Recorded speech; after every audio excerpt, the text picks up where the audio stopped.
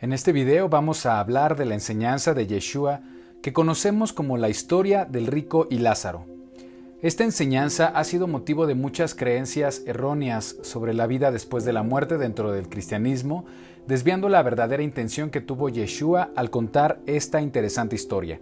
Si piensas que la parábola del rico y Lázaro es para enseñar que el alma sigue consciente al morir y va al cielo o al infierno, es desaprovechar su verdadero mensaje y desechar todo lo que enseña la Biblia sobre la vida después de la muerte.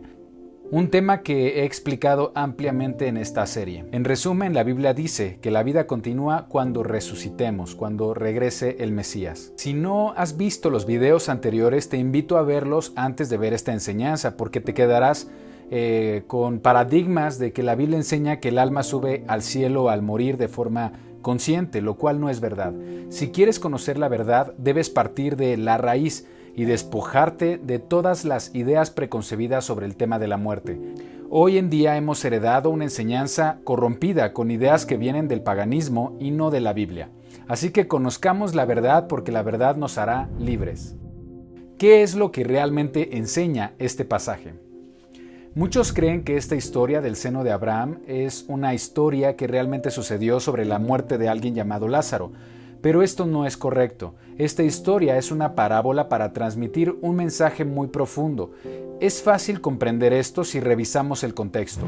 La misma Biblia nos dice que Yeshua tenía el hábito de enseñar por medio de parábolas. Mateo 13, 34, 35.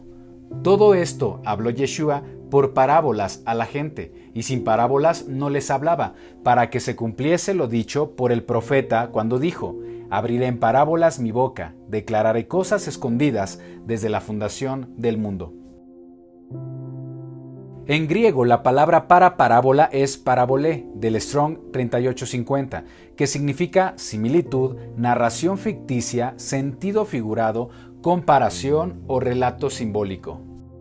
Esto no quiere decir que Yeshua enseñaba cosas ficticias, sino que se trató de un recurso que el Mesías utilizó para enseñar verdades morales o principios superiores mediante parábolas. Mateo 13, 11 al 14.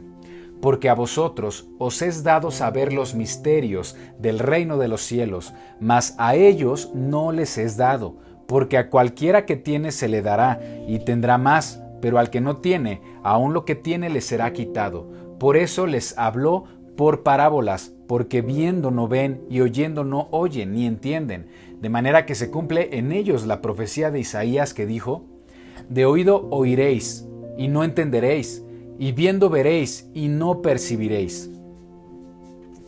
Vamos a revisar el contexto de la parábola del rico y Lázaro para una mayor comprensión de esta historia. Esta enseñanza se llevó a cabo cuando Yeshua se encontraba en una comida que fue organizada por fariseos en la casa de un gobernante. Todo comienza en Lucas 14:1. Aconteció un día de reposo que, habiendo entrado para comer en casa de un gobernante, que era fariseo, estos le acechaban, y he aquí estaba delante de él un hombre hidrópico. Entonces Yeshua habló a los intérpretes de la ley y a los fariseos, diciendo: ¿es lícito sanar en el día de reposo? Mas ellos callaron, y él, tomándole, le sanó y le despidió. Y dirigiéndose a ellos dijo: ¿quién de vosotros, si su asno o su buey cae en algún pozo, no lo sacará inmediatamente, aunque sea en día de reposo? Una vez que Yeshua sana a este hombre en el día de reposo, mencionó las siguientes parábolas dirigidas a los fariseos e intérpretes de la ley. La parábola de los invitados a una boda, que se trata de una lección de humildad. Enseña que un huésped debe elegir sentarse en una posición humilde y no en el lugar de honor. La enseñanza sobre la gran cena. Enseñó que cuando hagan una fiesta inviten a pobres y humildes que no pueden pagar, pero la recompensa será en la resurrección de los justos. Luego explica el costo que implica ser discípulo de Yeshua. Es una invitación a renunciar a las cuestiones materiales y terrenales para seguir al Mesías. Si leemos detenidamente estas parábolas, veremos que la intención fue confrontar la soberbia que caracterizó a los fariseos. El siguiente evento que menciona es que los recaudadores de impuestos y pecadores se acercaron a él, parábolas que hablan del gozo, Se acercaban a Yeshua todos los publicanos y pecadores para oírle, y los fariseos y los escribas murmuraban diciendo: «Este a los pecadores recibe y con ellos come». Entonces él les refirió esta parábola diciendo: «¿Qué hombre de vosotros, teniendo 100 ovejas, si pierde una de ellas, no deja las 99 en el desierto y va tras la que se perdió hasta encontrarla?» Luego menciona las siguientes parábolas: las ovejas perdidas, la moneda perdida y el hijo pródigo. Parábolas que hablan del gozo que deberíamos sentir cuando el pecador se arrepiente. En estos pasajes, la moneda perdida, el hijo pródigo y la oveja perdida están señalando a la identidad de alguien que deberíamos conocer. Habla de la casa de Efraín, también conocido como la casa de Israel. Casa de Israel no son los judíos, sino es el título que la Biblia utiliza para las tribus perdidas del pueblo de Israel, que se extraviaron entre las naciones, se asimilaron a otras culturas, perdieron su verdadera identidad hebrea y que en el tiempo de Yeshua eran considerados pecadores y son aquellos que Yeshua vino a encontrar y salvar, como él mismo lo afirmó. Mateo 15:24. Él respondiendo dijo: «No soy enviado sino a las ovejas perdidas de la casa de Israel». Luego de contar estas historias, se dirige ahora a sus discípulos con las siguientes parábolas. Si lees con mucha atención estas parábolas, Yeshua no ha cambiado el tema, sigue hablando del liderazgo religioso que estaba puesto en los fariseos. La parábola del mayordomo infiel, que ofendió a los fariseos porque amaban el dinero. Finalmente, Yeshua contó la historia del rico y Lázaro. Es una historia que atentó contra la perspectiva que tenían los fariseos sobre las riquezas y sobre su linaje judío que consideraban especial, ya que los fariseos creían en lo que hoy llamaríamos la teología de la prosperidad, es decir, que sus riquezas y linaje eran la confirmación de que eran favorecidos por Elohim, mientras que los gentiles eran pobres por sus pecados y que no merecían el favor de Elohim, así que tuvieron una actitud de exclusión hacia ellos. Pero Yeshua estaba revelando que la riqueza no era un indicador de que estaban obteniendo el favor del Eterno. En todas estas parábolas se habla sobre riqueza y pobreza, sobre perdidos y encontrados. En cada parábola son los débiles, enfermos y pobres que encuentran el favor y la bendición. También en estas parábolas menciona, como referencia a los fariseos, a la persona que se sentó en la silla de honor y fue deshonrado, el invitado que se perdió la fiesta, el mayordomo infiel que fue removido de su posición, el rico que no obtuvo la bendición de estar en el seno de Abraham. Cada una de estas parábolas apuntan a los pecados de la casa de Judá y al liderazgo religioso de los fariseos. Yeshua expuso los pecados que cometían los fariseos en relación a su liderazgo, ya que ellos eran encargados de enseñar al pueblo sobre Elohim y su Torá, pero estaban olvidando lo más importante de la Torá: la justicia, Tzedaká, la misericordia, Gesed, y la fe, Emuná. Veamos el diagnóstico que Yeshua hace de los fariseos. Mateo 23:13.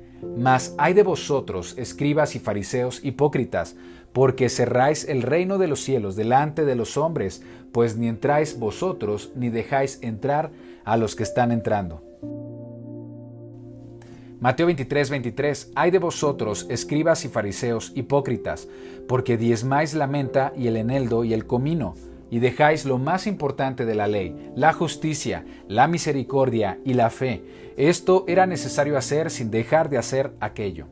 Mateo 23:27.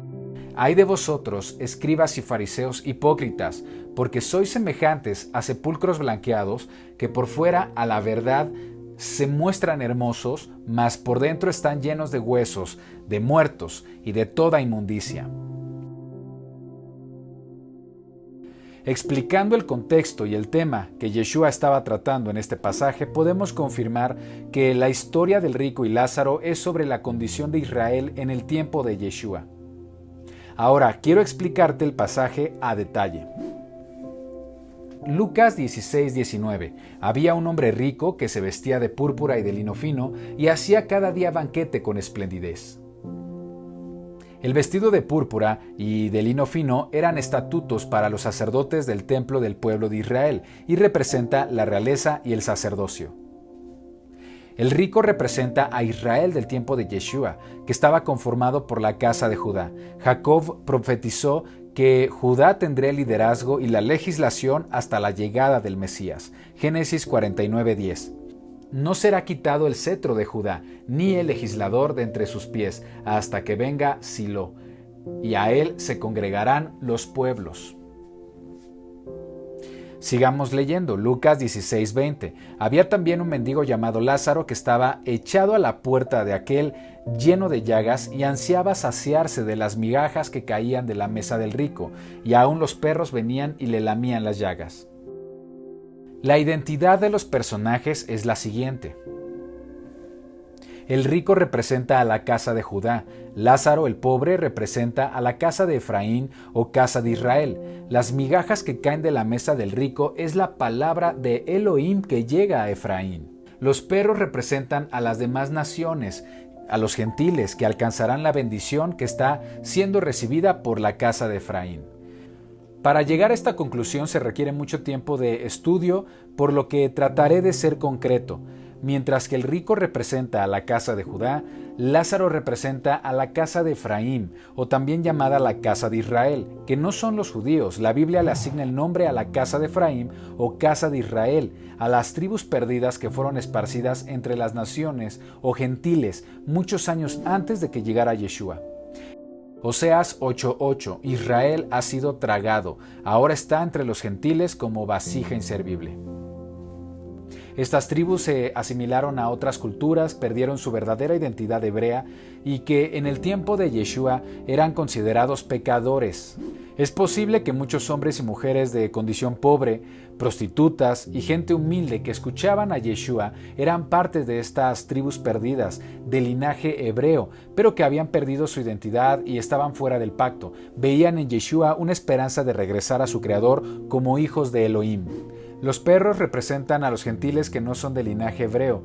Sé que esta afirmación puede parecer incómoda, pero en el tiempo de Yeshua, los judíos o casa de Judá utilizaban este término para señalar a los que estaban fuera del pacto. El mismo Yeshua usó esta comparación cuando conversó con una mujer cananea que pedía ayuda por su hija que era atormentada por un demonio. Mateo 15, 24, 26.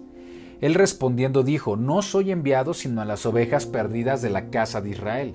Entonces ella vino y se postró ante él diciendo: Señor, socórreme. Respondiendo él, dijo: no está bien tomar el pan de los hijos y echarlo a los perrillos.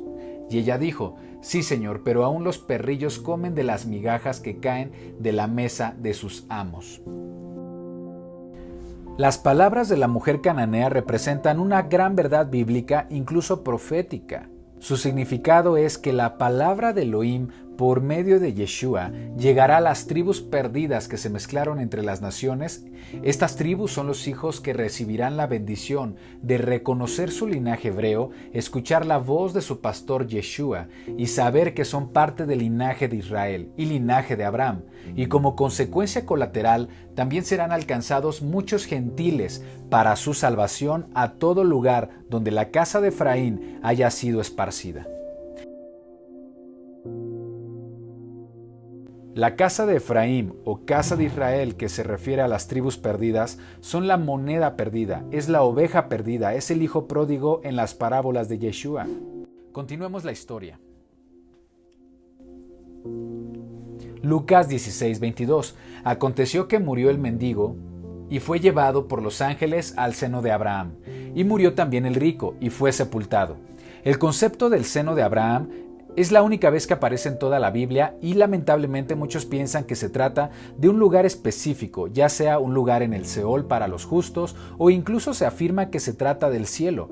Pero el significado de este concepto, seno de Abraham, quiere decir que Lázaro fue aceptado como hijo de Elohim, bajo el linaje de Abraham, a quien le fue dada la promesa y el pacto. El seno de Abraham no es un lugar, es una condición, es una adopción. Génesis 17, 7 al 9. Elohim, hablando con Abraham, dice: y estableceré mi pacto entre mí y ti y tu descendencia después de ti en sus generaciones, por pacto perpetuo, para ser tu Elohim y el de tu descendencia después de ti. Y te daré a ti y a tu descendencia después de ti la tierra en que moras, toda la tierra de Canaán, en heredad perpetua, y seré el Elohim de ellos. Dijo de nuevo Elohim a Abraham: en cuanto a ti, guardarás mi pacto, tú y tu descendencia después de ti por sus generaciones. Entonces lo que está diciendo es que las tribus perdidas serán llamadas otra vez Israel y serán aceptadas como hijos de Elohim bajo el linaje de Abraham. Así lo enseña Pablo en Efesios 2, 12 al 13. En aquel tiempo estabais sin Mesías, alejados de la ciudadanía de Israel y ajenos a los pactos de la promesa, sin esperanza y sin Elohim en el mundo. Pero ahora en Yeshua el Mesías, vosotros que en otro tiempo estabais lejos, habéis sido hechos cercanos por la sangre del Mesías. Está describiendo a personas que estaban fuera de la ciudadanía de Israel, fuera del pacto, sin herencia, sin promesas, sin Elohim en el mundo, y que por la sangre del Mesías ahora son hechos cercanos a la ciudadanía de Israel, llevados al seno de Abraham, al cobijo de Abraham. Gálatas 2:39. Y si vosotros sois del Mesías, ciertamente linaje de Abraham sois, y herederos según la promesa. El apóstol Pablo explica en el libro de Gálatas que por el sacrificio y sangre del Mesías, los gentiles, muchos de ellos de la casa de Efraín, que tienen fe en Yeshua y que buscan servir al Creador guardando sus mandamientos, ahora se encuentran en una posición de mayor honor. Esto es el seno, cobertura o regazo de Abraham. Gálatas 3, 7 al 9. Sabed por tanto que los que son de fe, estos son hijos de Abraham, y la Escritura, previendo que Elohim había de justificar por la fe a los gentiles, dio de antemano la buena nueva a Abraham, diciendo: en ti serán benditas todas las naciones, goim, gentiles, de modo que los de la fe son bendecidos con el creyente Abraham. Todo aquel que tiene fe en el Mesías, que busca seguir su Torá, ya no está en condición de extranjero. Efesios 2:19. Así que ya no sois extranjeros ni advenedizos, sino conciudadanos de los santos y miembros de la familia de Elohim. Y sabemos que la familia de Elohim, los santos, se llama Israel. Entonces, que haya sido llevado al seno de Abraham significa que se convirtió en heredero de las promesas. Cuando hablo de Israel no me refiero a los judíos, me refiero al plan del Eterno de tener un solo pueblo, donde ha reunido a la casa de Judá y a la casa de Efraín, estas tribus perdidas mezcladas entre las naciones. Es posible que si tú has escuchado la voz del Mesías y has reconocido el mensaje de salvación y lo has reconocido como tu Salvador, eres parte de la casa de Efraín, que está regresando a su raíz, a su linaje hebreo. Ahora conozcamos el destino de la casa de Judá. Lucas 16:23. Y en el Hades alzó sus ojos, estando en tormentos, y vio de lejos a Abraham y a Lázaro en su seno. Este versículo simboliza la historia de la casa de Judá, que rechaza al Mesías y rechaza a los gentiles por la religiosidad de los fariseos, cuya enseñanza perdura entre el judaísmo rabínico de nuestro tiempo. Mientras los judíos no acepten a Yeshua y no reconozcan que los mandamientos del Creador son lo que viene en la Torá escrita y no en la Torá oral, es decir, mientras no depuren su doctrina de mandamientos que fueron añadidos por hombres, no habrán nacido de nuevo, estarán muertos espiritualmente y en tormento, que en el original griego quiere decir pruebas. De ahí que la casa de Judá ha pasado por diversas pruebas a lo largo de la historia. Ya lo decía Yeshua al referirse a los fariseos. Juan 8:39. Respondieron y le dijeron: nuestro padre es Abraham. Yeshua les dijo: si fueseis hijos de Abraham, las obras de Abraham haríais. Yeshua claramente está diciendo que los fariseos no son considerados hijos de Abraham, mientras no regresen a la Torá escrita y no reconozcan al Mesías como Salvador. No son considerados hijos de Abraham mientras no hagan las obras de Abraham. ¿Cuáles fueron las obras de Abraham? Veamos Génesis 26, 4 y 5. multiplicaré tu descendencia como las estrellas del cielo, y daré a tu descendencia todas estas tierras, y todas las naciones de la tierra serán benditas en tu simiente, por cuanto oyó Abraham mi voz y guardó mi precepto, mis mandamientos, mis estatutos y mis leyes. Hijo de Abraham es quien hace las obras de Abraham, es decir, el que guarda los mandamientos, estatutos y leyes de Adonai. Se piensa que los judíos cumplen con la ley del Antiguo Testamento, pero no es del todo cierto, porque además del Antiguo Testamento, ellos tienen una serie de normas o interpretaciones humanas que han distorsionado el mensaje de la Torá y los profetas. Por eso no reconocen que la misma Torá habla del Mesías Yeshua. Así lo denunció el Mesías Yeshua en Marcos 7, 7 al 9. Pues en vano me honran enseñando como doctrinas mandamientos de hombres, porque dejando el mandamiento de Elohim os aferráis a la tradición de los hombres, los lavamientos de los jarros y de los vasos de beber, y hacéis otras muchas cosas semejantes. Les decía también, bien invalidáis el mandamiento de Elohim para guardar vuestra tradición. Por no guardar los mandamientos del Creador, veamos cuál es el destino que Yeshua les menciona. Mateo 23, 33, 34. Serpientes, generación de víboras, ¿cómo escaparéis de la condenación del infierno? Por tanto, he aquí, yo os envío profetas y sabios y escribas, y de ellos a unos mataréis y crucificaréis, y a otros azotaréis en vuestras sinagogas, y perseguiréis de ciudad en ciudad. Ese es el verdadero significado. El rico representa a los judíos del tiempo de Yeshua que rechazaron al Salvador, rechazaron la correcta interpretación de la Torá que el Mesías les brindaba y se envanecieron en sus riquezas, tradiciones y mandamientos de hombres y rechazaron la verdad de la Torá. Veamos el resto de la historia. Lucas 16, 24. Entonces él, dando voces, dijo: Padre Abraham, ten misericordia de mí, y envía a Lázaro para que moje la punta de su dedo en agua y refresque mi lengua, porque estoy atormentado en esta llama. El agua representa al Mesías y la sed representa la necesidad de vida eterna. Lo confirmamos en Juan 4:14. Juan 4:14, mas el que bebiere del agua que yo le daré, no tendrá sed jamás, sino que el agua que yo le daré será en él una fuente de agua que salte para vida eterna. Lucas 16:25, pero Abraham le dijo: Hijo, acuérdate que recibiste tus bienes en tu vida y Lázaro también males, pero ahora éste es consolado aquí y tú atormentado. En este versículo, Abraham le brinda una gran verdad. Cuando perseguimos las cosas del mundo, las riquezas, los placeres, los deseos carnales, recibiremos nuestra recompensa en vida, pero no edificaremos para la eternidad, como lo enseña 1 de Juan 2, 16, 17. 1 de Juan 2, 16, 17. Porque todo lo que hay en el mundo, los deseos de la carne, los deseos de los ojos y la vanagloria de la vida, no proviene del Padre, sino del mundo. Y el mundo pasa y sus deseos, pero el que hace la voluntad de Elohim permanece para siempre. Lucas 16, 26. Además de todo esto, una gran cima está puesto entre nosotros y vosotros, de manera que los que quisieren pasar de aquí a vosotros no pueden, ni de allá pasar para acá. El gran abismo representa el espíritu de estupor de los fariseos que no les permite comprender la enseñanza del Mesías acerca de la Torá. Romanos 11, 7 y 8. ¿Qué pues? Lo que buscaba Israel no lo ha alcanzado, pero los escogidos sí lo han alcanzado. Y los demás fueron endurecidos, como está escrito: Elohim les dio espíritu de estupor, ojos que no vean y oídos que no oigan hasta el día de hoy. Lucas 16, 27.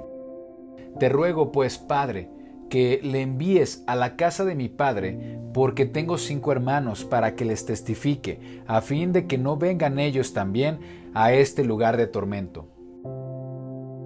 Los 5 hermanos confirman la identidad de que el rico es Judá en esta historia, ya que Judá tiene 5 hermanos: Rubén, Simeón, Leví, Isaacar y Zabulón. Lucas 16, 29. Y Abraham le dijo: a Moisés y a los profetas tienen, óiganlos. Abraham exhorta al rico, que representa a Judá, que regrese a sus raíces, que regrese a la Torá escrita, a los profetas, para escapar de ese destino, porque la Torá y los profetas hablan del Mesías. Lucas 16:30. Él entonces dijo: No, padre Abraham, pero si alguno fuere a ellos de entre los muertos, se arrepentirán. Mas Abraham le dijo: Si no oyen a Moisés y a los profetas, tampoco se persuadirán, aunque alguno se levante de los muertos. En esta parábola, Abraham responde que si sus hermanos no aceptan la evidencia de la Torá acerca de la identidad del Mesías, tampoco aceptarían si alguien resucita de los muertos. Y es justamente lo que sucedió con el pueblo judío. A pesar de la resurrección, no han reconocido al Mesías como Salvador y el único que puede otorgar justificación.